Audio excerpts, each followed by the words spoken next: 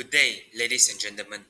This presentation introduces WonderBean's international expansion strategy, focusing on Shanghai, China as the first overseas B2C target.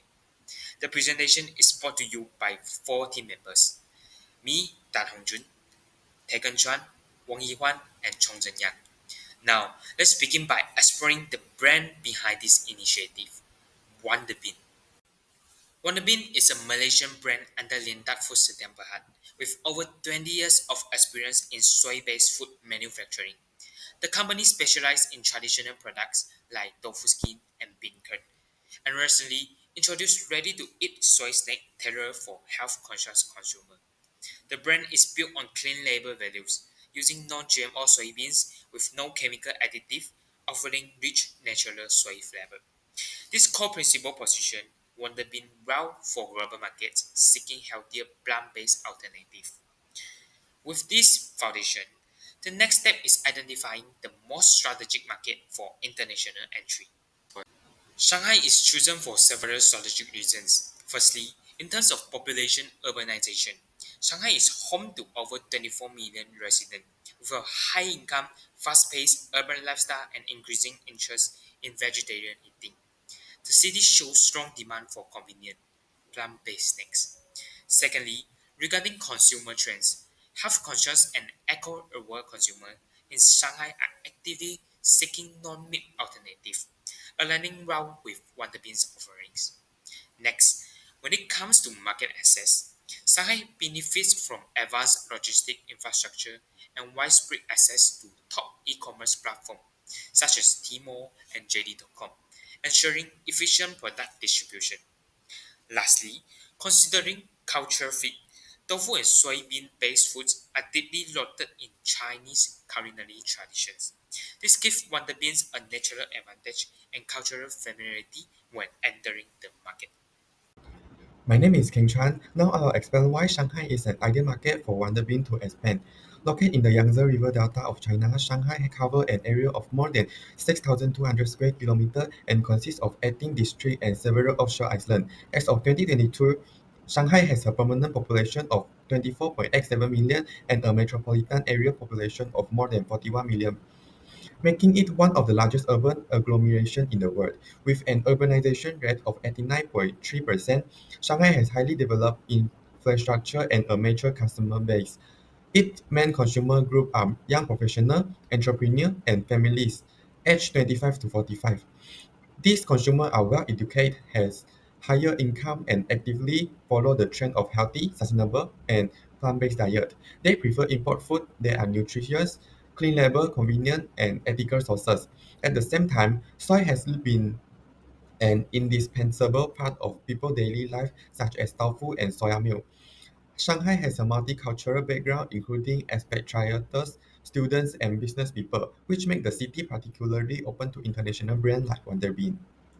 Shanghai GDP reached RMB 4.72 trillion in 2023, with per capita disposable income growing 6.6%, clearly demonstrating strong purchasing power and a growing interest in premium health products. Meanwhile, China's plant-based food industry is booming. The plant-based protein market is expected to reach 2.69 billion by 2030, with Generation Z currently accounting for 40% of plant-based food consumption in cities like Shanghai.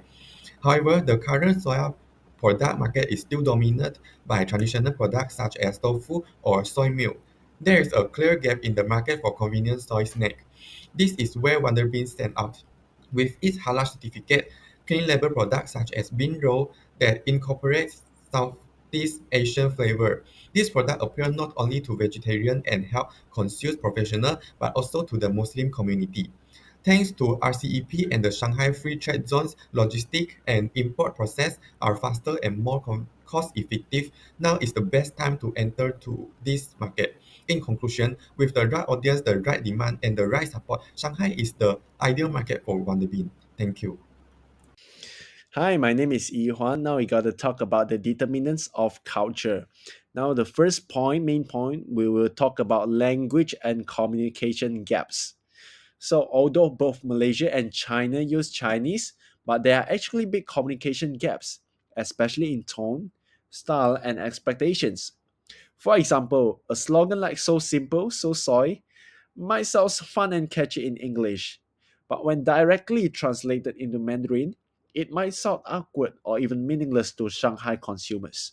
That's because brand language is more than just words, it's about the emotion it creates. And in Shanghai, people expect a certain level of sophistication, especially when it comes to food or wellness products. Now, let's move on to the second challenge, which is the environmental expectations.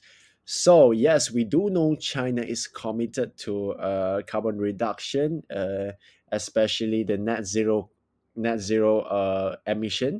But in reality, implementation is uneven domestically. Now, some smaller companies try to avoid environmental costs by cutting corners, which could be an illegal move. At the same time, Chinese consumer, especially in big cities like Shanghai, are becoming much more eco-conscious. So eventually, it will cause some conflict and also some collision between the companies and the people. So, one major turning point was the 2014 Shanghai Huxi incident, where expired meat was repackaged, and sold to global fast food chains. This scandal shocked the public and made food safety a national concern. So for a brand like WonderBean, which promote itself as natural and ethical, even minor slip up like using too much plastic or sourcing soils from deforested areas could seriously damage the brand image. Hello, my name is Chongzhen Yang, and I'm going to be going through the recommendations and solutions for our team on WonderBean. So previously we mentioned the challenges. So here are we recommending the solutions for you. So problem number one is the environmental regulations and consumer trust. So the first recommendation that we will give is using eco-friendly products. You know, WonderBean has a history for using plastic products, and so an alternative and recommendation that we will provide is for them to use paper products, paper bags, for example, instead of using plastic bags. Secondly, we need to be transparent with what we put up. We can share information about where we get our soybeans. For example, we can put on our packaging non-GMO soy from Malaysia. That's one of the ways that we can be more transparent with our audience and to build that connection with them, so that we can have a relationship with our consumers. Thirdly, it is to obtain green certificates.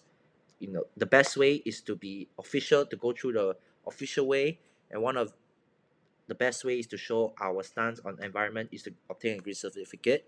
So green certificate is an official title for companies that that shows that they are environmental friendly. So, if example, soybean can get a label of FSC for packaging to show that they are environmental friendly. So, moving on to the second problem. So, moving on to our second problem, which is communication and language issues. The first recommendation that we will provide is to hire local experts, marketing experts, or PR agency. When we hire local people, they understand the local people wants.